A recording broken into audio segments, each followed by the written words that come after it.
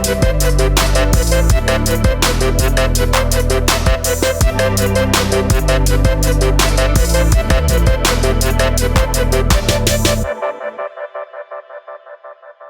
day has finally arrived. Ring the bell, shout it from the mountaintops. Let your friends know, let your neighbors know, your friends, your enemies.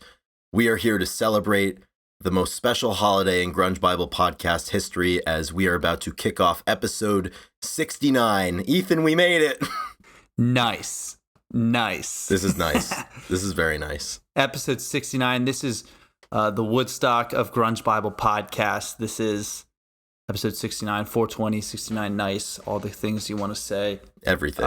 Any type of meme. This is when we let them out. So yeah, it's all in there. It's all here today. Feels great to finally be here. To be honest, when we started this venture, this was the only hope of receiving any serotonin from this project was making it to this day, and it's here. I feel great. Yeah, next will be 420, and then we got to get to like 1969 and 1979 for Billy. 1979. Yeah. Any 69, anything like fucking 69, 96. I don't know. We'll be there eventually. Palindromes, anytime the number pops up. So yeah, 100%. Well, thank you everyone for joining us today. My name is Chris Salona. As usual, I am here with Ethan Shalloway, and Ethan. Here we sit, episode 69. Very nice. How are you feeling today on this 69th Grunge Bible podcast? I feel good. It is midweek. It's actually rain. I think it's raining outside. It's been pretty humid here in Alabama. Some storms always roll through mid-afternoon, so we're doing well. I just got back from Pennsylvania. I was there for last competition of the season. Saw some family, and it was a really, really great weekend. Felt very supported in what I'm doing. I got to see see my niece, see some friends, and a good recharge. Come back for the final stretch here. I think I'm gonna go home for August in Pennsylvania. That is, and work there, live there for like a month. Nice. Before we come back here and kick it up in the fall. So I'm feeling pretty good. This is the time of change. Sometimes summers can be a little overwhelming because it seems like the natural time where you got to leases end. For us, it's hard to keep your feet on the ground. Yeah, it's the beginning. Like people are all on vacation, so people are away. It's right before you had to kick things back in high gear. So I think that we're in the middle of that. Or it's getting a little closer. You just have it's after July 4th. I don't know. Mm-hmm. But I'm feeling good. How are you doing today? I'm pretty good. I've been exhausted as I usually am during the summertime. But things have all been good. Seeing friends, going to weddings, going to rock concerts. Also, a quick editorial note. In the parlance of our times, it can be very important, and also you kind of have to do certain things to increase your engagement here in the podcasting world and in social media. And for those listening and not watching, we're going shirtless. No shoes, no shirt, but we're still here. So if that's your thing, you're gonna want to navigate over to YouTube here. But if that's not your thing, we'll probably get a takedown from YouTube or something for what's going on here. But that's important to note. I don't know why we're doing this. It's hot. And well, we have to turn off our air.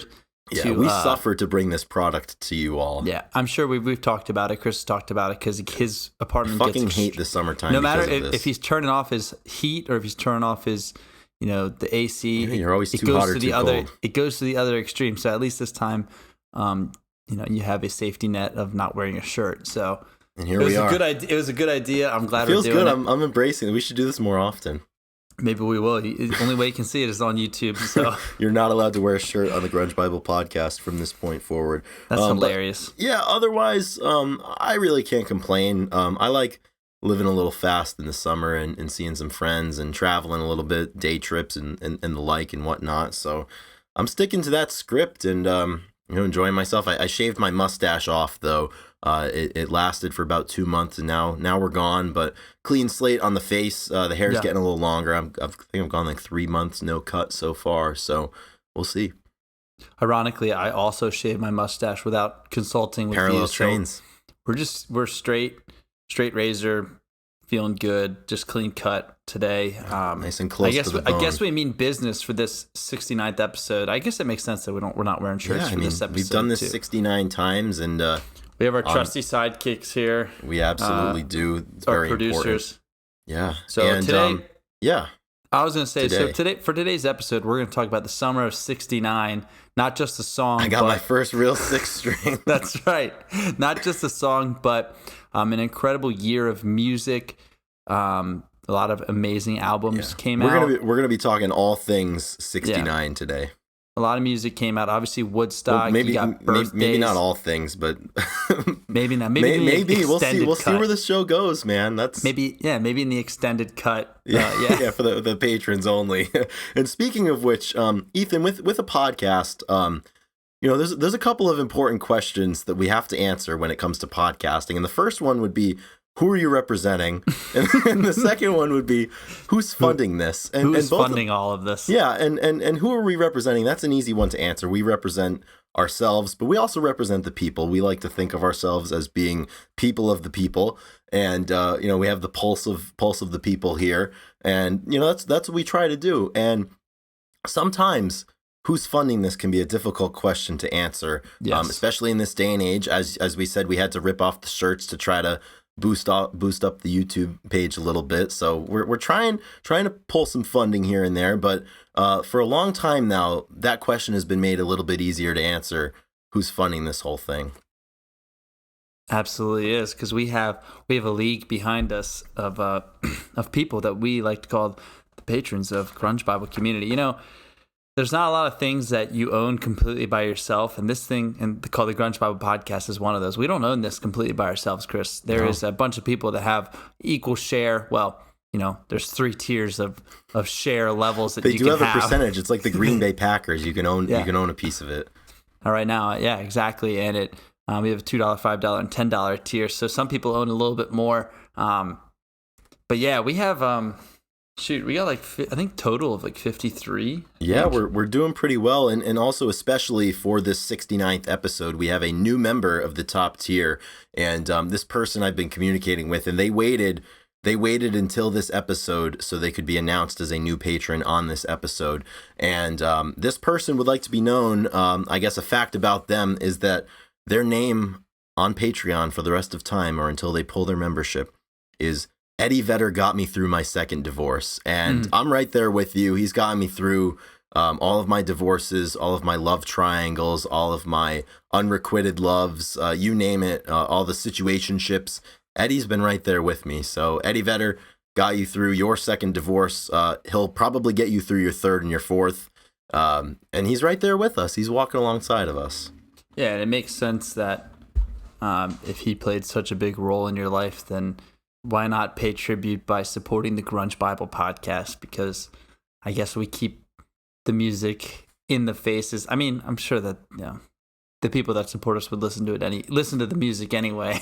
I mean, I'm certain that it's only true. Because of us, Ethan. Yeah. I'm giving ourselves a lot too hey, much we've earned here. it. We've done this 69 times. That's something to be of note, and we thank everyone for their support. So Eddie Vedder got me through my second divorce. Thank you. I'm glad he got you through that, and you are joining the following list of individuals who are supporting us at the top tier, and you all are the answer to the question, who is funding us?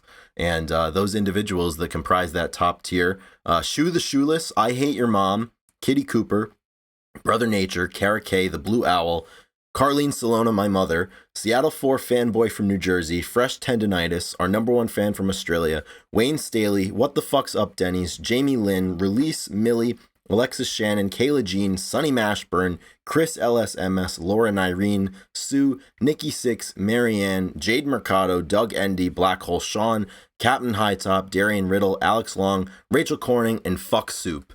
So to all out there, all of those past, present, and future, we thank you for your contributions to this Grunge Bible podcast, and I'm glad that we're able to sit here today and celebrate 69 episodes of the Grunge Bible podcast. It feels very nice.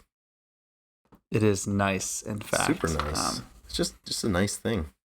Oh, yeah, that is awesome. Thank you for reading those names each week. If you'd like to be a part of the names that are being said on the podcast, It's very easy.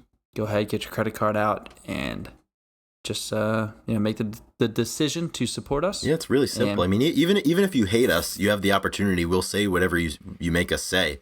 I mean, if you come on here and you say, fuck you, Ethan, that I have to say that, or I have to make a disparaging comment about myself, I'll do it. I'll do it. I mean, clearly we're selling out here. The shirts are off. I mean, there's not really much else we can do.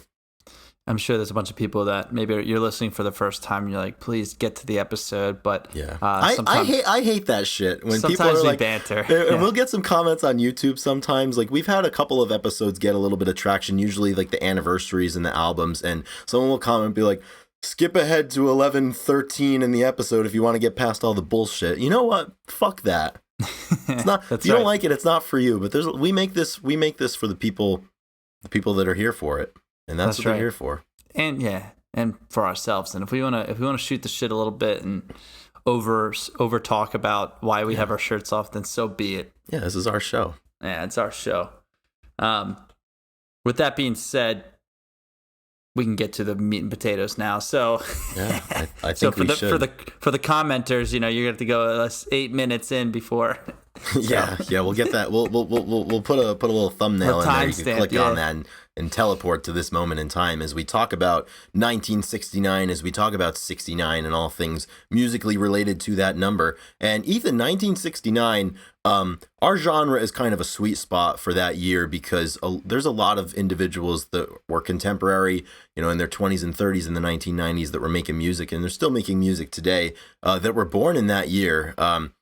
I think there's always certain years in music, particularly, that kind of stick out. 1969, obviously, 1991, 92, 2005, obviously, for all the right reasons.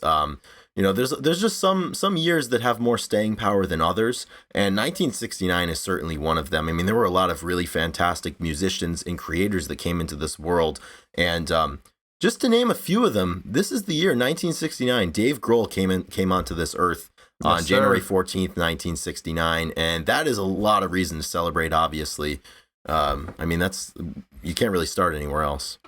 No, I mean, there's some really big names on this and other genres, but to have one of our own, one of the, the cornerstones to obviously Nirvana, Foo Fighters, and the other projects he's been involved in, it's pretty special. So retroactive happy birthday to Dave Grohl. I think he's at 53, right? 53 years old. Your math is correct. I believe it is. My math is correct. So, that's pretty awesome. I was super happy when I was looking through the list to see that he was, start the show off and say happy birthday to Dave Grohl. Yeah, it's pretty great. And he shares this year with a lot of notable people. Elliott Smith was born in 1969 on August the 6th, so we'll be able to celebrate that in a couple of weeks. Miss him a lot, his music. Right. I went through a really big Elliott Smith phase a couple of years ago, and my segue into him was the movie Good Will Hunting, which is on my body forever right here. I have a Good Will Hunting tattoo on the chest. A little confusing with the reversed image here on the I forgot which side the tattoo was on. He's super important, and I'd love to do an episode on him at some point. Otherwise, Jack Black is a 69er. He's a tried and true on August 28th, 1969. Gwen Stefani as well, coming into this world October the 3rd, 1969. Jay-Z, December 4th, 1969. I don't know much about his music. I'm not a connoisseur, but he's inescapable, obviously, in every single facet of modern pop culture, including sports agency. He's doing a lot of different things there. Who else did you see on this list that you want to make it known to the world that they're a confirmed 1969er? I mean, I would say in the hip hop and pop genre. I mean, you said Jay-Z, P Diddy, Puff Daddy, Ice Cube, MC Ren. He was a 69er. Who else was there? Was somebody else?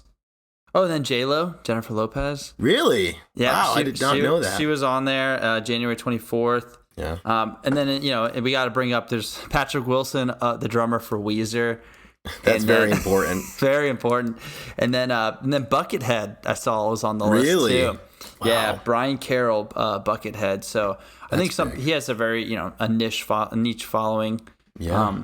I just remember him from Guitar Hero. He was one of the early level early level bosses or whatever. He's no Slash, but I mean, we know that. Slash. Additionally, October 3rd, 1969, Gwen Stefani was born, and no doubt Gwen Stefani will hold a special place in all of our hearts. I feel like a lot of people who grew up in the 1990s liked Gwen very much, no doubt. We liked her so much she brought her up twice. Exactly. Did I mention her twice? Oh shit! You already said happy birthday to her. Wow. Well, she gets 2 happy birthdays. Yeah, but Ben Harper was also Ben Harper, totally. Yeah. Rich Robinson, the guitarist for the Black Crowes, born on May 24th, 1969, and as we know, I love the Black Crowes.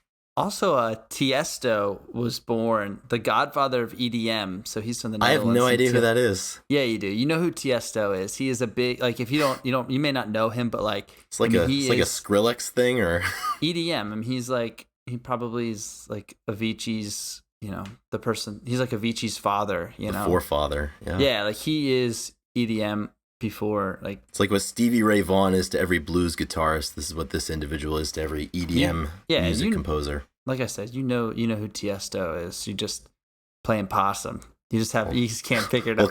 Clearly, I don't know what the hell's going on since I forgot that I already mentioned Gwen Stefani. And then also Marilyn Manson was also born right in the beginning of the year. Yeah, we don't like him very much these days. Apparently, he's a huge piece of shit. Probably. I mean, there's a lot of people out there. A lot of people are. That's a difficult thing. I struggle a lot of times with people. It becomes known to the general public that certain people are pieces of shit, and the relationship that I have with these people's music, it's tough because I feel bad listening to it, knowing the bad things that they've done, and I mean, there's an endless list of people like that, but it's hard sometimes, I don't really know where to fall for that.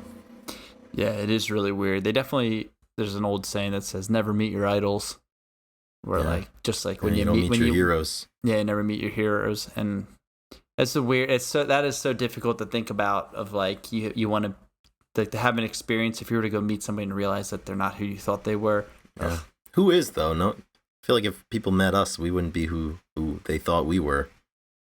I hope that's not the case. I hope we're just not that interesting. That's the thing. I mean, we haven't, done heinous things. I don't think so. No, yeah. At least we don't have a bad rap sheet or anything like that. But could always be worse. Anyway, so that's a pretty stout list for. This is a good year for birth. I know. In the grunge sphere, 1966 and 67. Those are big years as well. But obviously, 1969. If no one else, if there was only one person born in 1969 and it was Dave Grohl. I'd be okay with that for sure. Right. Yeah, but even there's like I said, I mean, Jay-Z is huge for his industry. I mean, J-Lo, totally. There's like, there'd be a good argument for who is the most influential person. I mean, Tiesto, dude. Apparently. It's news to me, but apparently I do know him. I'm just lying right now. So it's hard to tell sometimes. It is a pretty cool list. So yeah. And speaking of this year, it's you can't mention 1969, the summer of 69, without talking about Woodstock. And obviously that, I mean, in terms of rock music or, modern music, I mean, you'd be hard pressed to find a more significant, more important event than Woodstock. And I mean, it is. Maybe Woodstock 99. That's well, yeah. I mean, that's a close. Definitely. No, I mean, Limp Bizkit and Creed were out there, but I mean, the 1969, the original, the OG, kicked off the festival. I mean, there's so many iconic moments that you can think of. I mean, obviously, Jimmy with the Star Spangled Banner, Jefferson Airplane's set from that day. The fun fact about them, they were supposed to play on one of the nights, but everything just got pushed back because it wasn't organized in the best way possible, and they ended up having to wait like 9 hours to play. So instead of playing like a 10 p.m. set, they played at like 6:30 in the morning the following day while everybody was waking up or still going on from the night. And I'm sure that they had some different things that they went to while they were waiting to bring them to a different place and a more energized place. But I mean, Grace Slick, her voice, I put her voice up against anybody's from that era. And their performances of Volunteers and Somebody to Love and White Rabbit and everything from that day. I always think about that a lot. Canned Heat delivered a blistering set. Yeah. Love Canned Heat. Going up the country, you can't really. Yeah. It's like the official anthem of the summer of '69. Just like, I mean, when you watch the videos of like the flyovers and like the actual area and how the cars are just, it looks like somebody just took a box of, set of Matchbox cars and just threw them down, and it just lined up, and they're everywhere, and there's cars everywhere, and it's just so many people in the area coming in, and it is incredible. It's really incredible that so many people showed up for it's really impressive this weekend. Just like virtually every single important act at the time was there, or they were trying to get there. I mean, they were all there, and Janis Joplin's set was incredible. The band, as I believe you just mentioned, absolutely incredible. Hell of a version of "I Shall Be Released" that they played there. Hendrix, obviously, Richie Havens, Santana. I mean, the list goes on and on and on and on for this day.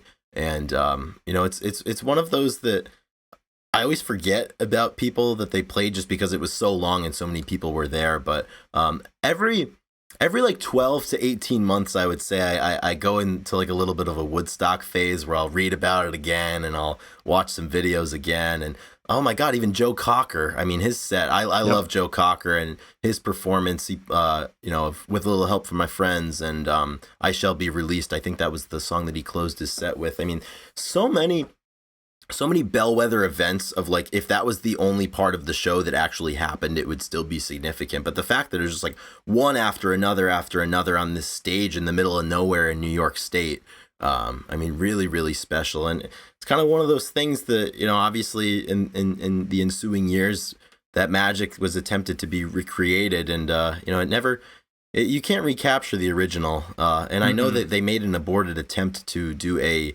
50th anniversary of it in 2019, but that fell apart. But there were some big acts that were supposed to be on that label. But I think it's one of those things you can't even try to recreate it or commemorate it by having another show. Too many years have gone by, and I think music is just different now.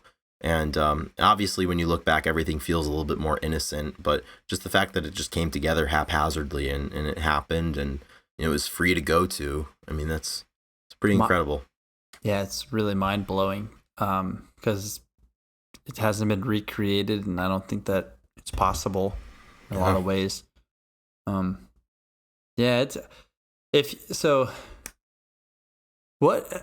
do you think it would be like? Like, do you think that if it was going on right now, it's so hard to say because it was kind of the first, but like, how far would you, if you heard it was going on in New York State and you had to drive like 6 hours or something like that, or like I wonder what it would have been like to be there. I just think like what people did to. There's probably stories. Like I almost went, but I didn't because it was 4 hours. Or you almost went, but you couldn't get down the road. It's like you either had to walk 40 miles to get there, or you were shit out of luck. And exactly. I wonder. Like, I wonder what I would have done. Yes. Yeah. Like, me too. Would I have gone? Yeah, and I wonder too. Like, at what point during the weekend did people really kind of begin to grasp the enormity of it, if they did at all? Because like most momentous occasions in music, I mean, when do you know? There's got to be a point where you realize that like this is one that's going to be remembered. I mean, even in the grunge genre, I mean, Pearl Jam at Pink Pop in 1992 is one of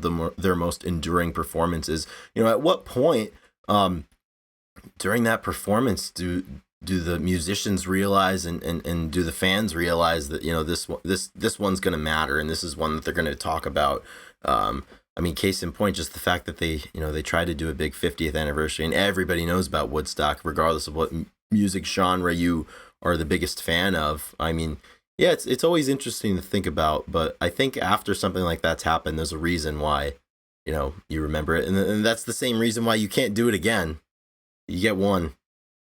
One shot.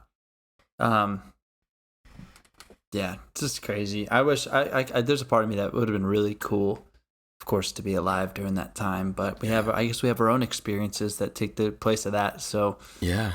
And in terms of just beyond even just Woodstock itself, I mean, that year for music, I think the only parallel that it has in the genre that we spent a lot of time talking about, being grunge, obviously, is 1991, when all of those albums were coming out. And I mean, there's dozens and dozens of great records that came out in 1991. And the same could be said for 1969. I mean, like, so many of these bands that were, at the top of the world, released some of their greatest albums, and some bands that had just burst onto the scene during that year. I just can't believe how competitive the music scene must have been then. And you think about all of those bands that were active at the time releasing music. I mean, you got the Stones, the Beatles, you have Crosby, Stills, Nash and Young, Neil Young himself, Led Zeppelin bursting onto the scene. You've got everybody. Bob Dylan still in his classic era. I mean, there was really something for everybody out there, and I think we can just kind of go through. Are there any albums that came out that year that kind of stick out for you, or you really appreciate, or you kind of find yourself going to a lot? Because there's a lot of them that came out. I think a good place to start would be Led Zeppelin. Yeah. So Zeppelin, I think so. Fun fact, crazy fact is they've released their first 4 albums in a span of 3 years, from 69 to 72, I believe. So there's Led Zeppelin 1 and 2 both came out in 69, if I'm not mistaken, which is pretty unreal because those 2 albums had You Good Times, Bad Times, You Shook Me, Dazed and Confused were all off of Led Zeppelin 1.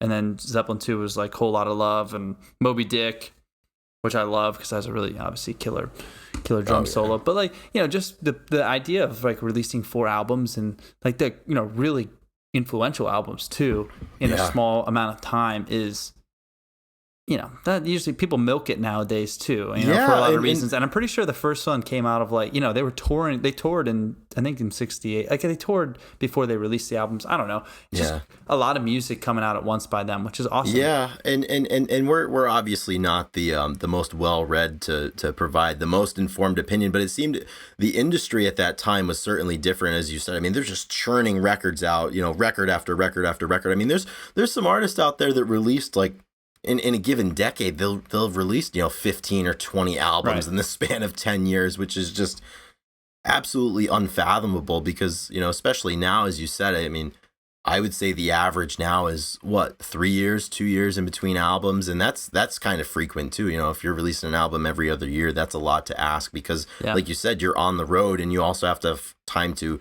write songs, record them, master them, because we all know that's very important, and get them out. And when you look up these albums, like everything's been remastered in like '05 or remastered in So I think that probably has something to do with it though, because it was a little bit easier to probably cut a record because the production was different. I mean, it was probably more one takes and more just kind of getting it together and just doing a good job together and sending it off. I think there were less possibilities with what you could do technologically. Obviously, exactly. I mean, Pro Tools did not exist then, and Starfish, computers, Pro Tools or something. None of that shit existed. But I mean, I'm just thinking about some of these records. I mean, the Stones released "Let It Bleed" on December the 5th, 1969. This one has one of my favorite Stones song. It? Yep. "Gimme Shelter" is the opening song of that album. Actually, it's great. "Gimme Shelter," and then the last song on the album is "Can't Always Get What You Want." And great bookends to an awesome album. But "Gimme Shelter" is my favorite song because when I grew up, my dad would listen to it if it ever came on. He's not a Stones fan, but he said, "I'll listen to this song because the chorus says, it's just a shout away." And when they sing it, it sounds like it says, "We're just a shallow way," which is my last name. It'll call to your last name. So it sounds like the Stones are singing my last name. It's just a shallow way. We're just a shallow way. So the Stones are singing about the shallow ways before that song, we were real. I mean, Mary Clayton, who's the female vocalist who provided, is just absolutely incredible. And there's such a great story. There's a really good YouTube video of her kind of recounting the story of that. I've seen it, yeah. She was heavily pregnant at the time, and she gets a call in the middle of the night that these guys from across the pond are they need a woman to sing, and she just goes in and blows them away. And if you hear if you kind of hear the isolated vocal tracks, I mean, she's taking her lines for a run there, and she's just blowing everybody away. You can hear the rest of the Stones kind of shouting in satisfaction, when she's hitting those high notes. And I mean, it came in the last year of the decade, but I mean, out of the vocal performances from that decade, I mean, that's got to be up there. It's absolutely incredible. And her I voice think is like cracking, and there's so much emotion involved in what she's singing about and stuff. And it is Yeah, I've seen that video, and it's really awesome to watch. Yeah, I get chills thinking about that. Oh yeah, I got teared up a little bit. Yeah, really, really powerful. And that record too, it also has Love in Vain, and it's got Let It Bleed, Midnight Rambler, which is a great kind of bluesy song, which I'm certainly partial to. But I mean, that is obviously, you can make the case that that's one of their best albums. Are you a big Stones fan in general? I like the Stones a lot. I go through phases. My favorite Stones album, it's got to be Sticky Fingers. One of the best band names ever. Oh yeah, the Rolling Stones. Like, yeah. They just celebrated very recently their 60th year. I guess they played their first show or something 60 years ago, like last week. So, that's a long time. Yeah, they're still playing, right? Oh, they're still playing. Yeah, Charlie Watts passed away, I think, end of last year, beginning of this year. But they still play. I've never seen them. I'd like to. I've had opportunities to. Oh, you're not buying anything, huh? No, I'm not. I don't think. I think I'm gonna go to the grave not seeing the Stones. I mean, but they are legendary and they have a special place. But I don't know. You want to go? You want to go see them? See? I mean, I can't sit here and say that yes, it's a priority of mine because I've had opportunities to, and I just haven't pulled the trigger on it. So, I mean, I'd like to think that I would like to see them, but. Life's busy and everything has a cost and time and money. And, I certainly would have liked to see them back then. That's for damn sure. So if we're talking about the Stones, it means we need to talk about the Beatles. So we need to talk about the Beatles. Let me put on my face real quick. So I can talk about how good this album is. Now, you guys know that we give the Beatles a lot of shit. So Beatles came out with Abbey Road in 1969. Yeah. Come Together. And one of probably the most, I don't know, whenever I watched like American Idol, everybody would cover Here Comes the Sun. It's like the most sing song like tune that you can find. They fucking love that song. Yeah, they love that. And for some reason, it's not as bad. It's not as bad as the Weezer song. Fucking, I can't even. I'm drawing a blank on it. Yeah, that Weezer song. Everybody knows the one that you're talking about. What the hell is it called? Oh my gosh. Anyway, what do you think about Here Comes the Sun? Because I mean, all I want to know is how come Here Comes the Sun and Come Together are the enduring songs from that record and not something like Octopus's Garden or even Mean Mr. Mustard. I mean, I will give the Beatles that their song titles and it's great, incredible stuff. Oh, Island in the Sun is the Weezer song, and that song I actually hate the most. Okay, I don't know why. Even more than Here Comes the Sun. Yeah, wow. If I had to pick a song with sun in the title, I'll pick the Beatles over that. No, I mean, Come Together. What was it, Mr. Octopus? Is that what you said? Yeah, Octopus's Garden. Oh, Octopus's Garden. Such a great song because I love the Beatles so much. But I mean, you can't talk about this era, unfortunately, without talking about the Beatles. And I know we've talked about this off camera, but every single time we have somebody on this podcast, if we have a musician or a music person on, and we talk about their influences and what their favorite artists were and how they got into music. I think we're like 8 for 8 with everybody mentioning the Beatles, and I don't know, it wasn't it for me. Yeah, no, I chuckle and inside and kind of look at you whenever somebody brings it up because I know that they don't know that we've slandered the Beatles once or twice on camera. But it's tough. It's tough to listen to the Beatles like all at the same time. The band coming out, their self-titled album, and the night they drove old Dixie down up Cripple Creek, up on Cripple Creek. So what an album! What an album that is. I mean, that's one of my favorite kind of bands to listen to on the road, obviously as well. Yeah, we talked about the band makes great road music, great summer music too. Certainly. I would absolutely agree. I have a soft spot for Neil Young, and everybody knows This Is Nowhere was released there. Cowgirl in the Sand, Cinnamon Girl, which is one of my favorites. It's a great kind of precursor to grunge in a way. It's got that kind of fuzzy guitar, and everybody talks about Neil Young being the godfather of grunge. And I think especially anything that he did with Crazy Horse, that was such a special combination of taking somebody that could really do both sides of the coin in Neil Young with slower acoustic stuff, just him, and then when he would get together with the Crazy Horse and really blow you away. That's kind of one of the first iterations of that, their work on that record, Down by the River, for example. There's just so many good songs that they were creating around that time. And, that's certainly one of those records from Neil Young that obviously endures. Growing up, I always associated Neil Young with Bob Dylan as kind of like two standard bearers from that era. And Nashville Skyline was released, Bob Dylan's record, in 1969. Johnny Cash's duet with him for the song Girl from the North Country, which he actually released earlier on in the decade. I'm preferential to the earlier one that he released in the early 60s, but I love Johnny Cash.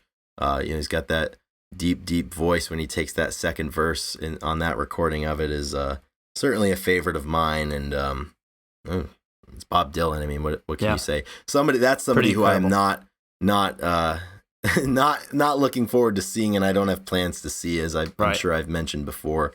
That's why you have YouTube.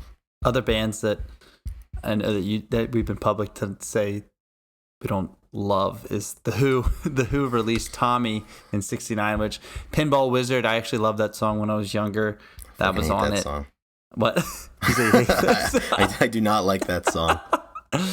Oh man, no. I don't know. Yeah, I mean The Who, like they have their place in history, and sometimes you can listen to. I understand. I guess the take on them is we're just tired of them, but they. For a time, I did like listening to The Who. That was kind of... Yeah, there was a time where Who's Next was one of my favorite albums. Yeah. Won't Get Fooled Again, Baba O'Reilly, obviously. I love those songs, but it's just...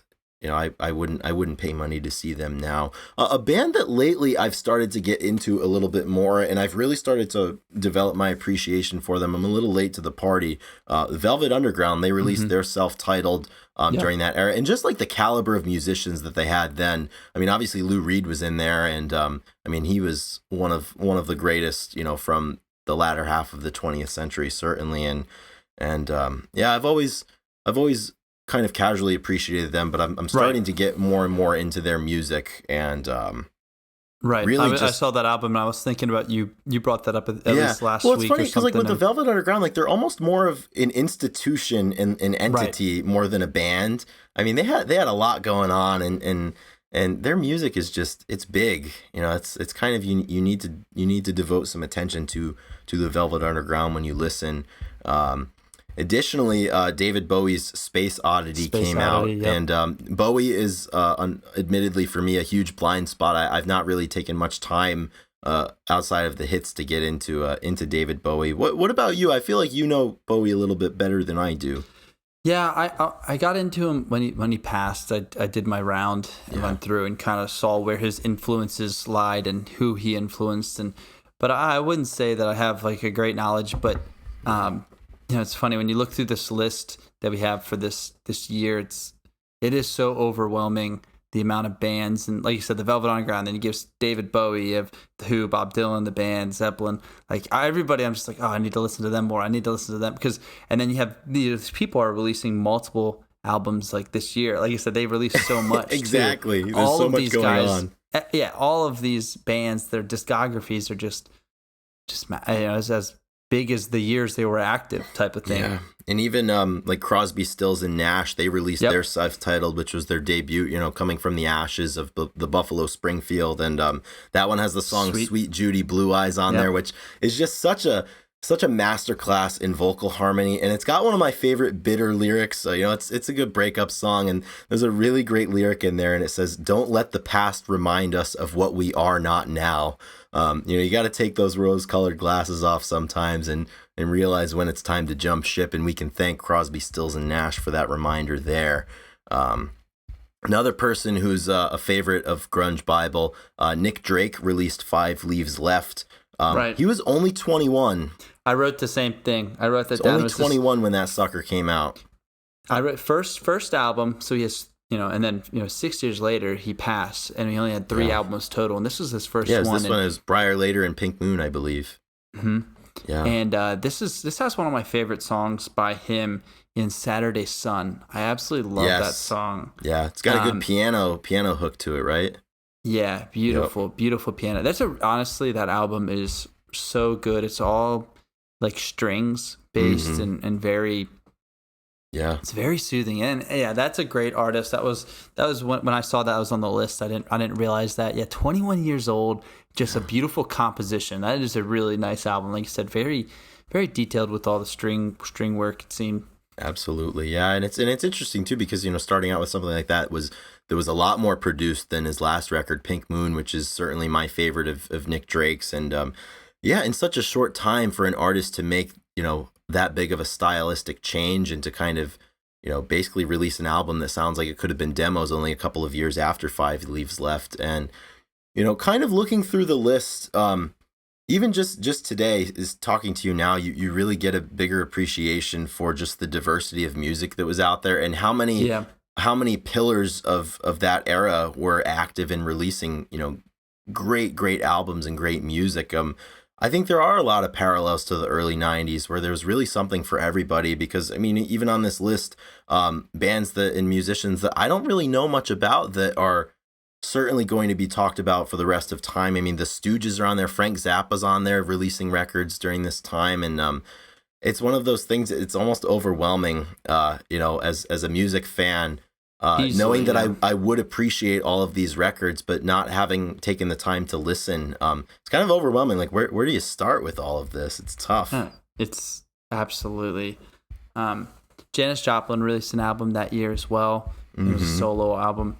And then, yeah, the list is really immense, and I think about it a lot. I think about the music I listen to right now as it comes out, and I have such a better understanding of like where the artist is when they're releasing it, and how they're the more of the framework of where it's coming from. Yeah, because I think that's something that has to be appreciated. It's like where they were at in their progression. Yeah, and that's the stuff that we're interested in too. Totally. So when we look back at these bands and we read about it, hear about it, it's like you could only, read and understand so much versus like living, experiencing, Woodstock, you can only read about it and see the videos and stuff. You can't, you don't know what it felt like to, walk 30 miles to get to the show. Yeah, because that's the thing. When we look back, 50 years after the fact, 52, 53 years later, you have to remember that none of these albums were coming out in a vacuum, and none of these songs were being written in a vacuum.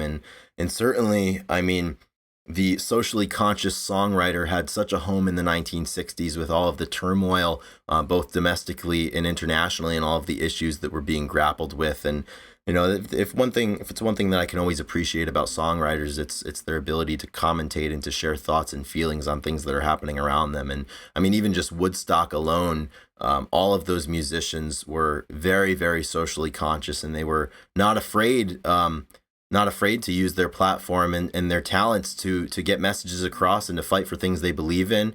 I know, Ethan, I believe, didn't you do a school report on Country Joe and the Fish or something? Am I remembering this right? It's funny you brought that up. I was thinking about this. It was, I believe it was 10th grade or 9th grade, but we did Woodstock in general. We had to pick it was for social studies. We had to pick a moment in history that was influential and whatnot. And we chose Woodstock, and I did like a 3D presentation. It could have been way better. I would actually love to pull up and see what I remember my dad helped me a ton. Let's make it again. Let's do it. I'm redoing it. But yes, I absolutely did like a project on Woodstock, and I probably would love to do it a lot more now than I did back when I was 15 years old and had no idea. Yeah, 100%. I'll have to ask my dad about that because I guarantee he knows he'll remember. I'm sure he will remember. Because he basically did the project. The truth comes out. I'm going to tell your teacher. Yeah, they knew too. So as long as they knew. So another band that released multiple albums in this year, well, you made a tweet yesterday that made me laugh. Do you know? Can you recite it off the top of your head? I absolutely do, and it's funny. This is the next one that I had to speak about: the mighty Creedence Clearwater Revival. And I had the thought yesterday. I was out having some beverages, and it occurred to me. what was Creedence Clearwater, and why did it need to be revived? Why did it die in the first big place? Revival, yeah. Yeah, I mean, I love a big revival, as much as the next guy. And the record from this year that certainly is top of mind for me from them is Bayou Country. It's got some of the greatest summertime songs I think ever written, with Born on the Bayou, Proud Mary, and a favorite of mine is actually Keep on Chooglin'. Yeah. And an ancient ancestor in my life of the Into the Flood text was back when I was in high school. One of my good friends, obviously getting into Creedence around that time. Hey, how you doing? I'm keeping on chooglin'. You just gotta keep on chooglin'. To this day, I'm not entirely sure what it means to choogle. But I feel like we embody what that means, hopefully. And if it's bad, then we don't. But Creedence is. So in that year, first they released Bayou Country was first, then they released Green River. Green River came out that year too? Green River came out in August, and then Willie and the Poor Boys came out after that. So they had 3 major albums. Fucking Willie and the Poor Boys, they hit the hat trick. They hit the hat trick all in the same year. Oh my goodness. And, because I was looking at it, and I was like looking at songs that came out in '69 by them, and I saw Chooglin', and I saw but then if you go to Green River and Bad Moon Rising, and even Green River itself, just like some of their best songs, all in the same. Lodi, that's such a great down on your luck song. Mm-hmm. And these records that Creedence put out and their entire discography, you just gotta let them play. And that's a band that they have so many hits and so many sing along songs that a lot of people know. But I just let them play sometimes. Lodi. I'm surprised at how good like the B-sides are, from Creedence. I mean, like a song like Keep on Chooglin', and they captured something, that year and during their time as a band together. They captured something special and something unique. I think they're one of those bands that you could listen to, 10, 15 seconds of any of their songs and that it's Creedence. They just kind of have that specific style about them, and it sounds like the late 60s. It sounds like the Fogarty, summertime. It's Fogarty. And I know multiple people that contend that John Fogerty is the greatest rock voice of all time. And honestly, I don't want to fight them on that. No, I mean, if you're talking like most recognizable and just cuts through like simple, like beautiful, summertime voices. Mm-hmm. Fogarty. Even Fogarty Willie and the Poor Boys. None of these songs miss. No. Down on the Corner, Cotton Fields is on there. Fortunate Son, obviously. If that's one song that embodies the 60s and the Vietnam era, it's got to be Fortunate Son. Midnight Special is on there. A lot of these taken from the old blues tradition, obviously, but Side of the Road is also a fantastic Creedence song. Don't Look Now, Feelin' Blue. So many of these songs. Boom. 3 albums, 1 year. Like, how? That's like how do they do that, man? I don't know. 1969. That's a hell of a year. I'm sure there's people listening out there, and that maybe you probably know the backstory. Maybe they planned it or something. So cut us a break when it comes to really knowing the background of how they released 3 albums at one time. But it's awesome. It really is. It was really cool to kind of go through the year and look at all the stuff that came out and just and another, see what songs really stuck. Like you said, they released those 3, and obviously we're hoping for them all to be hits. But I remember, I think I read something that was like 9 out of the top 10 songs of that year, I think were from CCR or something crazy like that. Yeah. And speaking to the fact, you have Creedence releasing 3 albums in 1 year. Somebody else who seemingly every single week at that time was releasing something new, Joni Mitchell.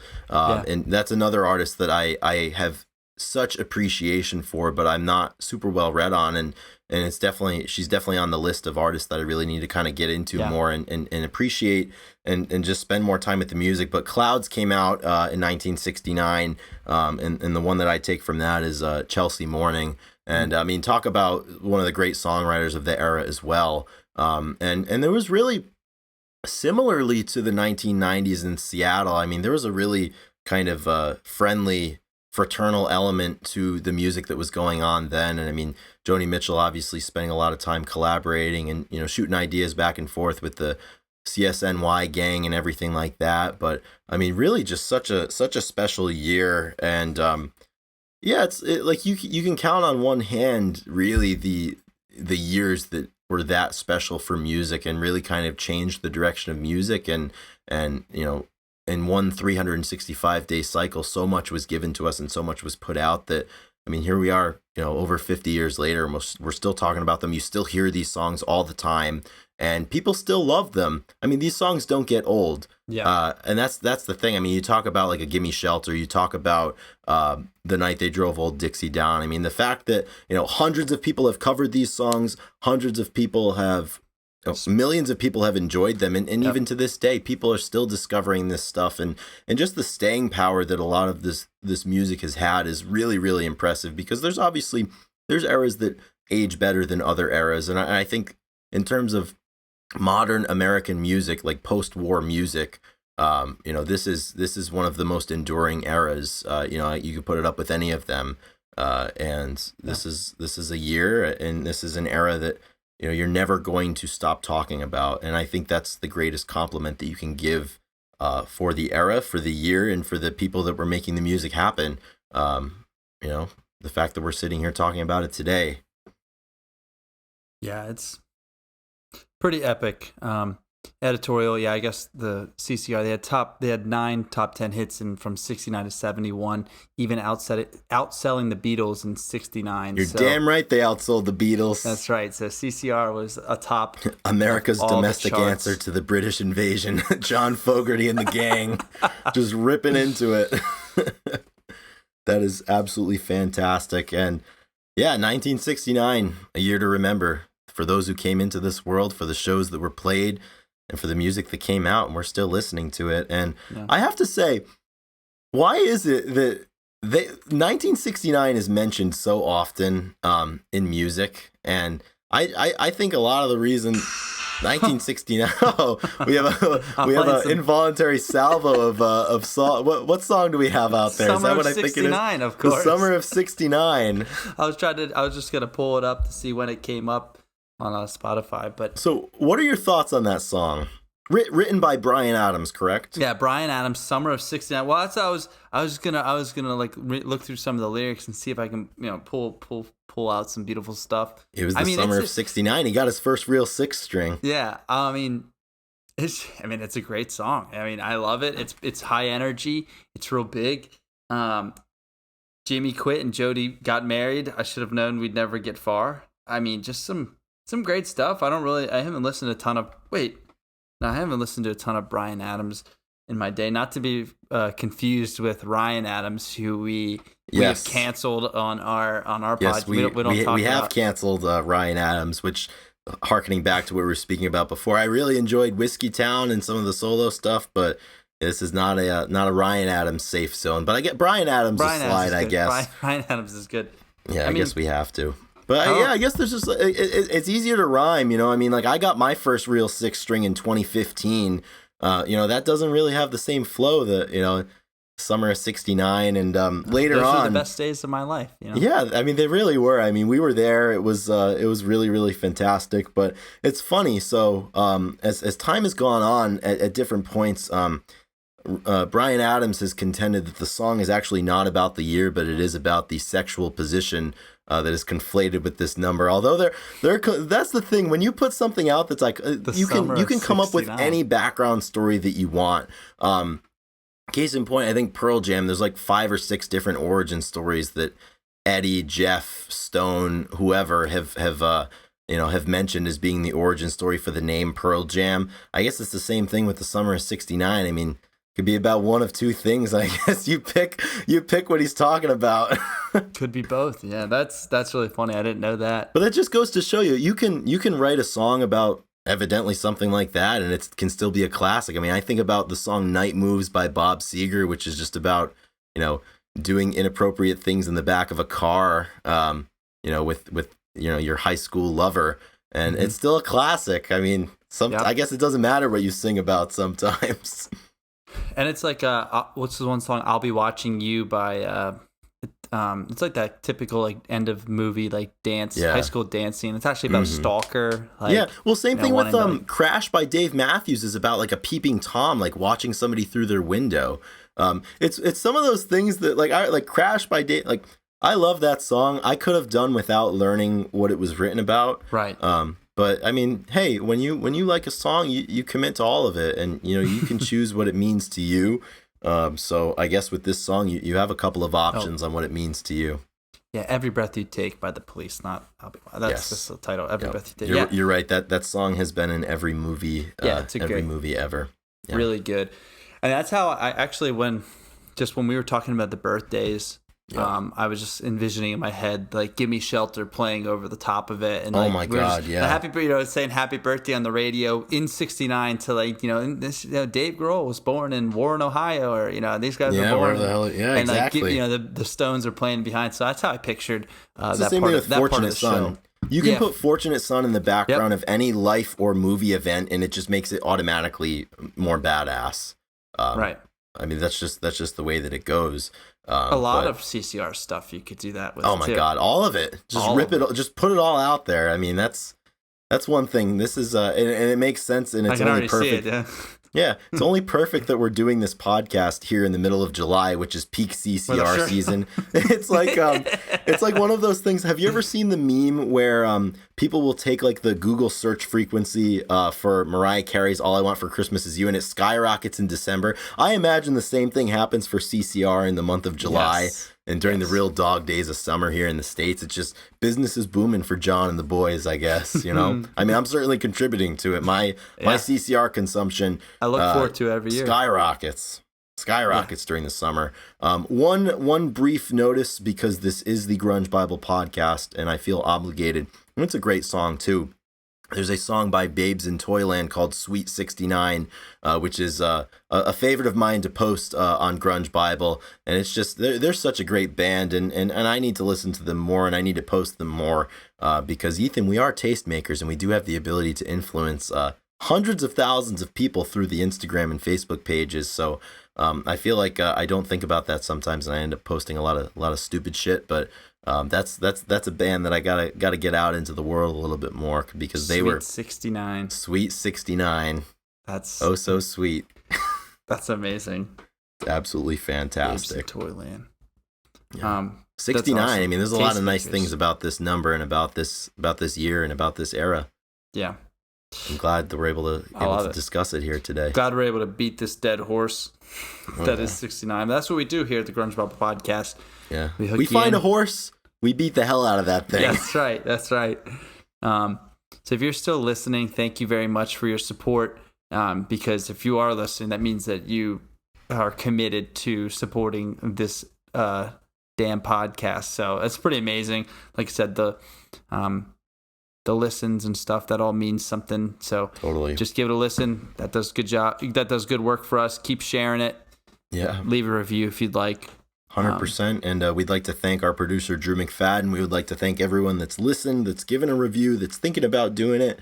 Everyone that follows the pages, interacts, sends us all sorts of messages. We appreciate that. As we said at the top of the episode, who do we represent? We represent each and every one of you. We're all out there together on the line, sharing in music, trading ideas and feelings and thoughts back and forth, because that's what you have to do with art. It's important. And I'm really happy that I'm able to do this every single week with you, Ethan. And I'm very happy that I get to do this every single week with everyone out there who's listening. So it really is, we joke around out here, but we break some balls now and then, but you and I, Ethan, we go way back, and on this podcast, we go way back, and it's nice to be here. It absolutely is. It is. It really is. Yeah. So before we close things down and get some song of the week, it does pain me to say, yes. I think last week we thought it was going to be the final update, but now that it is officially in the books, the Jerry Cantrell Brighton tour has, for all intents and purposes, come to a close. On the 10th and 11th of July. They rocked Tel Aviv 2 nights back to back. And I just want to read, Greg Puciato made an Instagram post at the conclusion of the tour. And this is straight from the horse's mouth. And he says, "It's been a fucking shot of life to share the stage with all of the absolute badasses that have taken part in the tour over the last 4 months. Thanks to everybody for bringing the heat every night, and for the crew who kept shit running smooth. This gang is riding one more time this year at Louder Than Life Fest in September. Otherwise, get out and catch Jer on the Alice in Chains tour this summer, which I am absolutely planning to do. And Ethan, it seems like the podcast episode, which will come out after Louder Than Life Festival, which is the 22nd through 25th of September later this year. We're going to have to pick it back up with the Jerry Cantrell Brighton updates then. But man, it's been fun following this tour. Hell yeah, it's been fun. I mean, anytime you get to see one of your favorite artists go out there and, you know, give great performances for 6 months, you know, like when did they start? Like, I guess domestically probably and 4 months. Internationally. I believe they started in March or February. So it's been a long time, and I'm really happy that everybody, you know, people that we know, people from overseas, wherever, whenever, we're able to go out there and experience it, because certainly, you know, the year's only half over. I've gone to probably 10 or 11 shows. I have 10 or 11 more to do this year. But it's going to be it's going to be on the short list for the best ones that I've gone to this year, and I'm very glad that they were out there, and I'm glad that you were able to go, Ethan, and I'm glad a lot of people were able to go and experience it. So I would like to thank the band and the crew for making everything run smoothly and for giving us those moments in time. You know, there's few things better in this world than the connection that you can get when you're being privy to live music, especially from Jerry fucking Cantrell. So now that we have closed the Jerry Cantrell Brighton Tour book, I think that it's time that we open up another book, open up the next chapter of what we're going to be checking in on. And it's got to be Jackson Browne, Chris. A new update. It does, you're right. So Jackson Browne is out there, and he is actually going to be in Philadelphia this Sunday. No shit. My dad texted me and said Jackson Browne's going to be in Philly this Sunday. And I'm not sure if he's going to go, but maybe Andy could go, somebody. But last week we were on air talking about how he's playing Red Rocks on September 25th. And the tickets are now $280. They went down like $400, I think, from the first time I looked. Yeah. So Chris and I are now even more so. I feel like it's a sign. Yeah, we're in striking range now. Apparently Red Rocks that's how all the tickets are. I've never been, but apparently all the tickets are going to be at least like 130. Like that might be the lowest. So Jackson Browne is out there on the road delivering shows night after night. We'll be more in depth next week. I mean, I believe we actually looked up a few set lists to see exactly what he was playing, and he has no business rocking these cities. Some of these songs have no business going as hard as they do, and I don't want to spoil it for you, Ethan, and I didn't spoil it for myself, but I did see. Seems like every single show he opens with Somebody's Baby, which is just, I mean, that song has no business doing what it does to all of us, and it is a banger of all bangers. I'd put it up against every band's best song. I mean, I think it wins every time. I do too, and that means that if we do go to the show, that we are not going to risk being late. If that's no, absolutely not. As soon as that piano comes in on Somebody's Baby, we're going to be right there. So apparently he's playing in Philadelphia. We're going to keep an update. Updated schedule on his. Yeah, we'll have all the deets for the Jackson Browne disciples out there, and we'll keep you posted on exactly what we're gonna do. Are we gonna pull the trigger or not? Yeah. I mean, the more we talk about it, it's gonna be hard to say no. But $280 is a lot. You know, I think what's the most we've paid for? We've paid Pearl Jam most I've paid for a show. I think is $160. And it was the first Pearl Jam concert. The first Pearl Jam show, we paid $160, maybe $170 to get in there. Yeah. Ticketmaster, man, classic. Nihilists, Ethan. For that's who they are. Yeah, no, it was actually pretty good seats. I thought it was great. Yeah, I think it'll be worth it. But one great idea that we got is that I think we need to open up that Grunge Bible Road Trip playlist and take some suggestions over on Patreon. That was a great message that we got, and I look forward to doing that. Hopefully, we can set up a little submission box over there on the Patreon website. So if there's something that you want us to listen to, because if it's on that list, we will listen to it on that road trip. You know what to do. It takes $2 to I guess put in a song submission for us. So I look forward to setting that up and seeing what everybody has to offer for the great Grunge Bible Road Trip of 2022, and that gets closer and closer with each passing week. I'm looking forward to that. And I'm kind of speaking of songs and song suggestions and song submissions.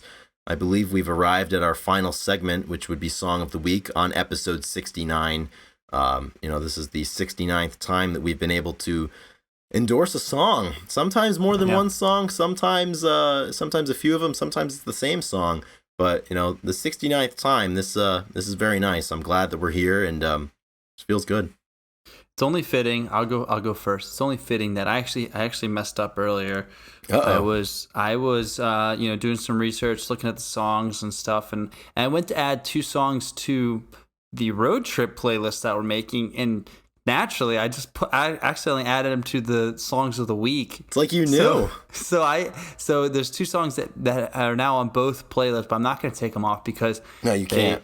Yeah, once it's on there, there in indelible ink. There's no erasing. That's right, because they both came out in '69. So the night they drove Old Dixie down and Sweet Jody Blue Eyes made songs of the week for this, and they're 2 great ass songs. So I have no problems with those being on the list. Exactly, they're on both. I mean, they're beautiful road trip songs, but they're also what you guys should be listening to, and that's why we have this playlist.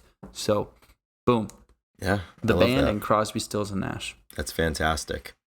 All right, Chris, you're up. Yeah, so for me, we're sitting down on Thursday, July 14th to record this show. It's coming out on the 18th of July, I believe. But more importantly than either of those 2 things, on Friday, July 15th, I'm getting a new tattoo. I'm 23 hours away from going under the needle, I guess, and I'm getting a Mark Lanigan tattoo tomorrow. And I'm very excited about it. I'm hopeful I'll be able to share it once I receive it. So I think it's only fitting. Mark's been on the mind, certainly ever since he's passed, and certainly this week as I go to get that on my body. But my song of the week is going to be another one from Mark, and it's going to be Methamphetamine Blues. Mm-hmm. And like all of Mark's catalog, I love it dearly. I enjoy it frequently, and this song is no different. It's just a really, really great song. It kind of... The beginning sounds kind of abrasive in the best way possible, and he made a lot of solo records, and a lot of his solo efforts really challenge you listening wise, and they're not what you might expect from the Screaming Trees singer. But that's why I love Mark, and I've been listening to this song quite a bit, and for that reason, it's going to be my song of the week. That's a good one. Yeah, I saw you post that on the on earlier the story. Today, I believe I posted that. Yeah. Yep. So it's probably still up there. That's awesome, really good. Yeah. I am excited for this tattoo. I didn't see what the final... I've been needing one. I've gone about 9 months without getting one, so I'm due. I have as well. I've been doing the. I've been we thinking we still need to get one together, Ethan. We do, maybe road trip. Maybe California. I'd love to do that. Yeah, let's see if we can make that happen, brother. We'll have a few options. But yeah, I know we talked about a few different designs and stuff, and I'm assuming that you're gonna probably tell the artists and see what they have in mind, and then they're going to craft it. Do you have pretty much it already planned out? Yeah, so I gave my ideas to my artist that I work with about a month ago when I made the appointment, and they've been working hard, presumably, to come up with an idea. But that's what I do. My artist, I trust her, and I give her the idea, and I just let her run with it. And she hasn't betrayed me yet, nor will she ever. So I'm looking forward to seeing what ends up on my body tomorrow. That's cool. Yeah. We'll all be looking forward to that. So absolutely.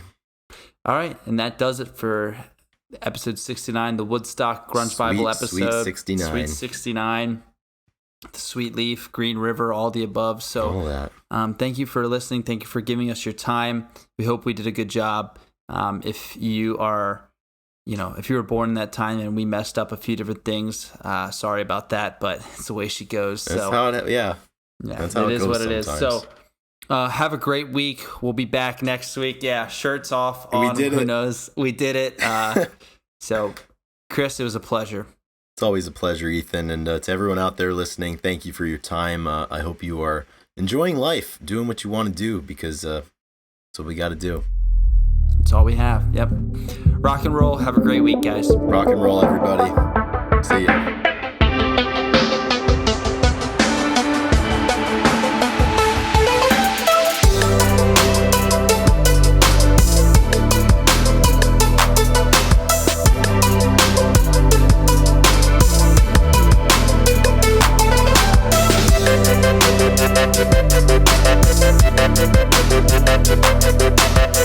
We'll be right back.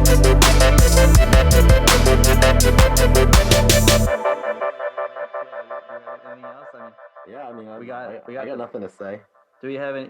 We got the patrons. Did we get a new one? Yeah, we did. Yeah. Cullen's a patron now. That was Cullen. Incredible. Another one of my friends giving us money. Love it. All right, you ready?